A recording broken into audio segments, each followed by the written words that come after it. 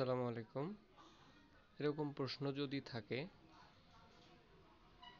রেডিয়ানে প্রকাশ করার জন্য, তাহলে এটাকে সংক্ষেপে ক্যালকুলেটরের মাধ্যমে আমরা কিভাবে করতে পারি।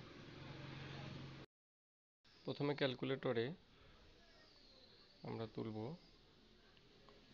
50 লিখে এই যে কমা কমা যে চিহ্ন সেখানে টিপ দিব, এরপর 35 আবার এখানে টিপ দেব, 42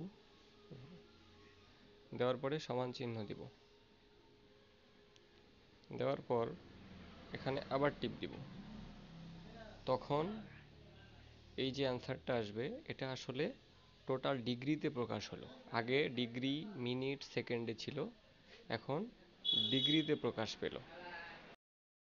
যেহেতু ডিগ্রি থেকে রেডিয়ানে যেতে হলে π/180 দিয়ে গুণ দিতে হয়, সুতরাং এখানে যে রেজাল্টটা পেলাম সেটার সাথে গুণ দেব আমরা 3.1416 দিয়ে ইকুয়াল দিব এবং ভাগ দিব 180 দিয়ে।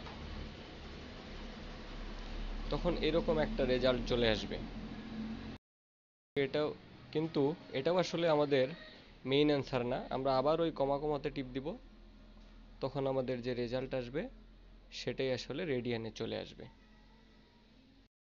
আমাদের উত্তর হলো 0.883 রেডিয়ান।